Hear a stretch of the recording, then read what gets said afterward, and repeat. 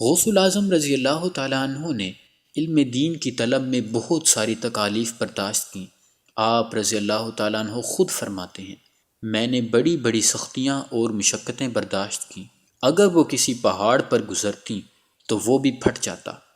آپ رضی اللہ تعالیٰ عنہ فرماتے ہیں کہ میں دن رات بیابانوں اور جنگلوں میں رہا کرتا تھا، میرے پاس شیاطین ہیبت ناک شکلوں میں قطار در قطار آتے اور مجھ سے مقابلہ کرتے، مجھ پر آگ پھینکتے، مگر میں اپنے دل میں بے حد ہمت اور طاقت محسوس کرتا اور غیب سے آواز آتی، اے عبد القادر، اٹھو، ان کی طرف بڑھو، مقابلے میں ہم تمہیں ثابت قدم رکھیں گے اور تمہاری مدد کریں گے۔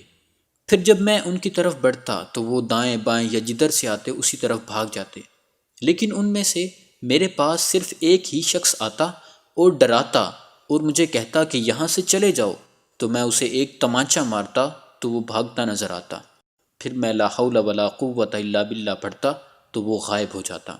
سرکار بغداد حضور غوث پاک رضی اللہ تعالیٰ عنہ فرماتے ہیں، ایک بار میں کسی جنگل کی طرف نکل گیا اور کئی روز وہاں پڑا رہا، کھانے پینے کو کچھ بھی نہ ہوتا تھا، مجھ پر پیاس کا غلبہ تھا۔ ایسے میں میرے سر پر بادل کا ایک ٹکڑا نمودار ہوا، اس میں سے کچھ بارش کے قطرے گرے جنہیں میں نے پی لیا۔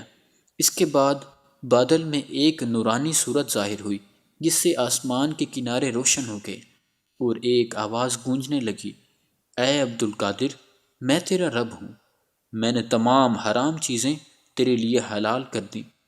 میں نے اسی وقت اعوذ باللہ من الشیطان الرجیم پڑھا، ایک دم روشنی ختم ہو گئی اور اس نے دھوئیں کا روپ دھار لیا اور آواز آئی، اے عبد القادر، اس سے پہلے میں 70 اولیاء کو گمراہ کر چکا ہوں مگر تجھے تیرے علم نے بچا لیا۔ میں نے کہا، اے مردود، مجھے میرے علم نے نہیں بلکہ میرے رب کے فضل نے بچا لیا۔ غوث اعظم رضی اللہ تعالیٰ عنہ فرماتے ہیں، ایک بار نہایت خوفناک صورت والا ایک شخص جس سے بدبو کے بھبکے اٹھ رہے تھے آ کر میرے سامنے کھڑا ہو گیا اور کہنے لگا، میں ابلیس ہوں اور آپ کی خدمت کرنے کے لیے حاضر ہوا ہوں کیونکہ آپ نے مجھے اور میرے چیلوں کو تھکا دیا ہے۔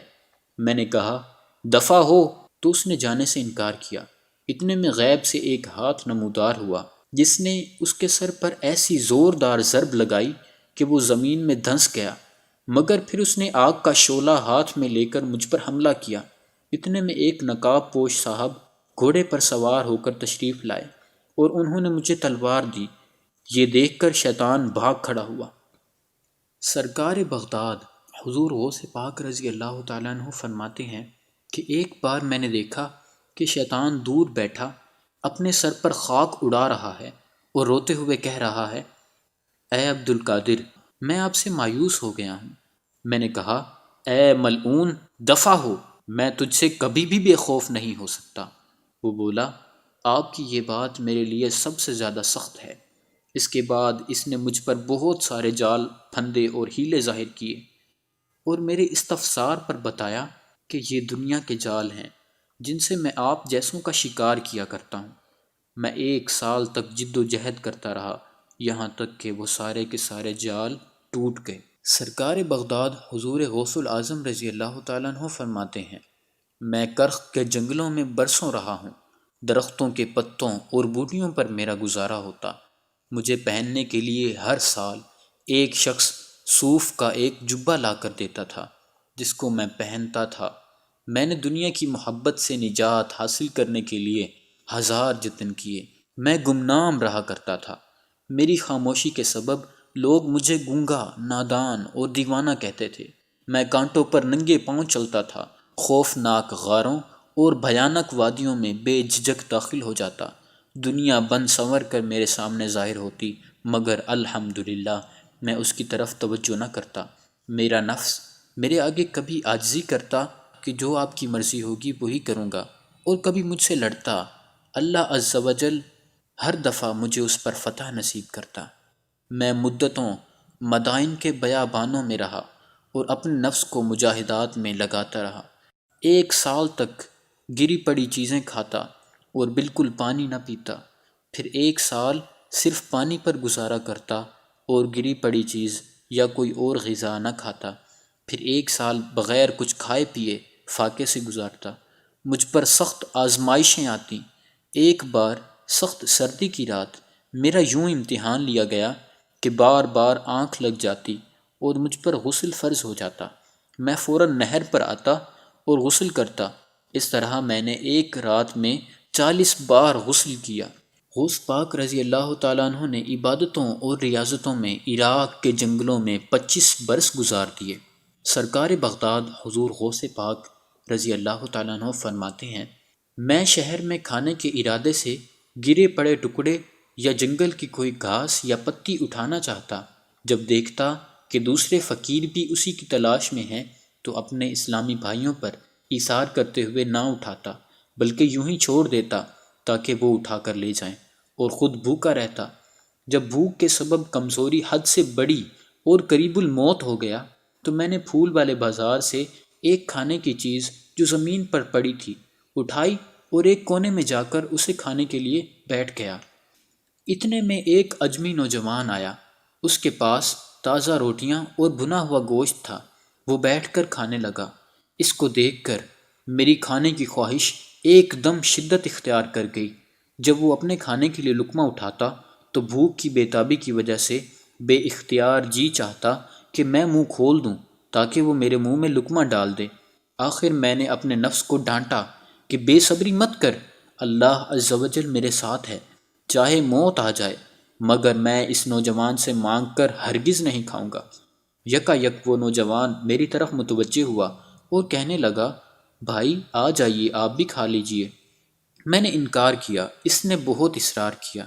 میرے نفس نے مجھے کھانے کے لیے بہت ابھارا لیکن میں نے پھر بھی انکار ہی کیا، مگر اس نوجوان کے پہم اصرار پر میں نے تھوڑا سا کھا لیا۔ اس نے مجھ سے پوچھا، آپ کہاں کے رہنے والے ہیں؟ میں نے کہا جیلان کا۔ تو وہ بولا کہ میں بھی جیلان کا ہوں۔ اچھا یہ بتائیے، آپ مشہور زاہد حضرت سید ابو عبداللہ سومئی کے نواسے عبد القادر کو جانتے ہیں؟ میں نے کہا، وہ تو میں ہی ہوں۔ یہ سن کر وہ بے قرار ہو گیا اور کہنے لگا، میں بغداد آنے لگا تو آپ کی امی جان نے آپ کو دینے کے لیے مجھے 8 سونے کی اشرفیاں دی تھیں۔ میں یہاں بغداد آ کر تلاش کرتا رہا مگر آپ کا کسی نے پتہ نہ دیا، یہاں تک کہ میری اپنی تمام رقم خرچ ہو گئی۔ 3 دن تک مجھے کھانے کو کچھ نہ ملا۔ میں بھوک سے نڈال ہو گیا اور میری جان پر بن گئی تو میں نے آپ کی امانت میں سے روٹیاں اور بھنا ہوا گوشت خریدا۔ حضور آپ بھی بخوشی اسے تناول فرمائیے کیونکہ یہ آپ ہی کا مال ہے۔ پہلے آپ میرے مہمان تھے اور اب میں آپ کا مہمان ہوں۔ بقیہ رقم پیش کرتے ہوئے بولا، میں معافی کا طلبگار ہوں، میں نے اضطراری حالت میں آپ کی رقم ہی سے کھانا کھا لیا تھا۔ غوث الاعظم فرماتے ہیں، میں بہت خوش ہوا اور میں نے بچا ہوا کھانا اور مزید کچھ رقم اس کو پیش کی۔ اس نے قبول کی اور چلا گیا۔ دیکھیے تو صحیح کہ ایک طرف ہمارے پیر و مرشد غوث اعظم ہیں، آپ نے سخت تنگ دستی اور فاقہ مستی کے باوجود غذا اور رقم کے معاملے میں بے حد ایثار سے کام لیا، جبکہ دوسری طرف غوث پاک کی عقیدت کا دم بھرنے والے نالائق مرید ہیں کہ بھوکے رہنے کی توفیق تو دور رہی، بالفرض 11ویں شریف کی نیاز کی بریانی ہی سامنے آ جائے تو حرص کا ایسا غلبہ طاری ہو جائے کہ جی چاہے بس سارے کا سارا تھال میں ہی کھا ڈالوں، بوٹی تو کجا کسی کو چاول کا ایک دانہ بھی نہ جانے پائے۔ اے عاشقان غوث اعظم، آپ کو بھی جب کبھی دوسروں کے ساتھ مل کر کھانے کا اتفاق ہو، بڑے بڑے نوالے بغیر چبائے جلد جلد نگلنے اور عمدہ بوٹیاں اپنی طرف سرکا لینے کی حرص غالب آ جائے، اس وقت اپنے پیر و مرشد غوث پاک رضی اللہ تعالیٰ عنہ کی بیان کردہ اس حکایت کے ساتھ یہ فرمان مصطفیٰ بھی ذہن میں دہرا لیجئے گا۔ آپ نے فرمایا، جو شخص اس چیز کو جس کی خود اسے حاجت ہو دوسرے کو دے دے تو اللہ عز و جل اسے بخش دیتا ہے۔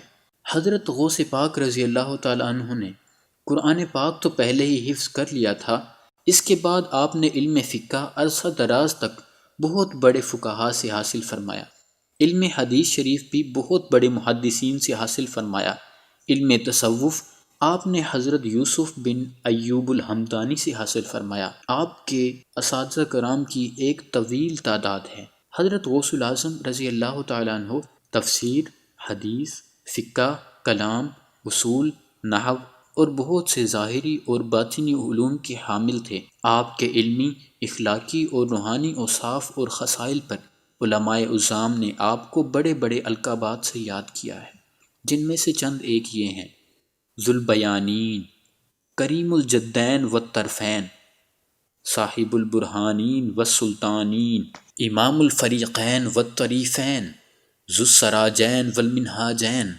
غوث الثقلین اور غوث العظم وغیرہ۔